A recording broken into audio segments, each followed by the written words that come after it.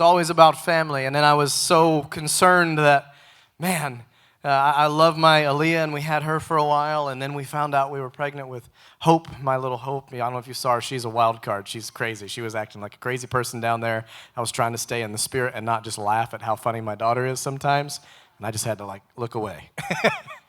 She's my little Hopopotamus. We love her. And I was concerned when we got pregnant with Hope that I loved Aaliyah so much that there wouldn't be enough love for Hope. And that's just a real thing. I'm just talking. That's like real life. I was like, I can't. There's no way. I didn't see how I could love a human the way that I loved my first daughter.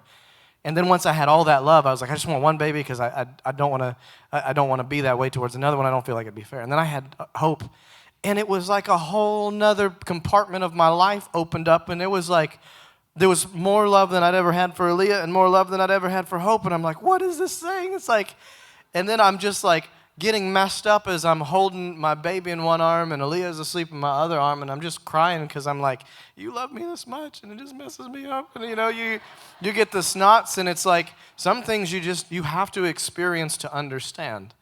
We always want to understand before we experience. You can just throw that away because that's a stupid idea. It's nice when you can, but it rarely happens in life.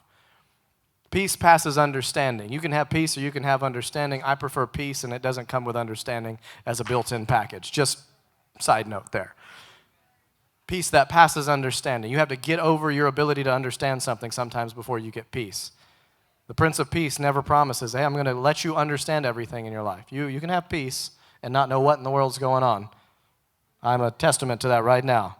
Completely at peace. What's going on in your life? I don't really know. I have an idea sometimes. Most of the time, I just wing it. Grace is there. But Hope showed up, and I had all of this love for Hope, and I loved both of my daughters in a very distinct way, and it was like I was never going to tap out, and I was never going to reach the end of it. And then I had Canaan just expanded, and then I think about the Father as he has a really, really, really, really big family. And then I think about John 3:16, which nobody thinks twice about saying it, but for God so loved the world, I would give anything for any one of my children. Just think about the Father in heaven sending Jesus on your behalf. That's a big, big, big deal. I don't know why I'm talking about this, but I feel like the Spirit of the Lord's on it in this moment. And we need to set a precedent. It can never be any bigger. It will never go any wider. Worldwide revival will not happen until it first happens in the family. It's not it's not only for the teenagers. It's not only for the 20-somethings. It's not only for the 30-somethings. It's from, if you have breath in your lungs, from infancy to the old folks' home, whatever it is, wherever you're at.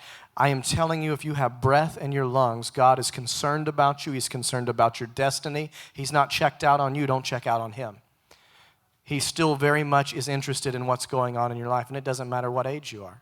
There's different phases in your life where you experience his love in different capacities and different fashions, and you get to see these attributes, the manifold love of God poured out in your life, and it is a good, good, good thing. And I want to speak to people who are in different seasons of their life, and you feel like God doesn't love me the way that he used to love me, but I remember when I went through my teenage stage, and things felt crazy and they felt awry, but I'm okay now that I'm 30. It's a true story. It's going to be all right. It doesn't always feel like it's going to be all right because sometimes you're changing. Sometimes you're growing. Sometimes you're maturing. Sometimes you can't be the way you were yesterday today. And you won't be the way you are today tomorrow. It's the process of life. Growing pains are a good thing. It's not bad. Sometimes pain is an indication. I don't know why I'm hitting on this, but I do feel like the Spirit of the Lord's on it. Sometimes in your life, pain is an indication. It's a warning sign. If you walk through life and you did not experience pain, you would break your bones. You could kill yourself very easily. Do you understand that God ordered your body a certain way for a reason? Chronic pain, myalgia, that kind of stuff is not okay, but pain is actually a God-given thing to protect your body. Like if you went to touch fire and it didn't burn you, you would be consumed because you wouldn't feel anything. You wouldn't know that it's detrimental to your body. You realize that? So it's a good thing in the proper context. God loves us. He cares about us. Sometimes the pain is just an indicator that things need to shift and change in your life.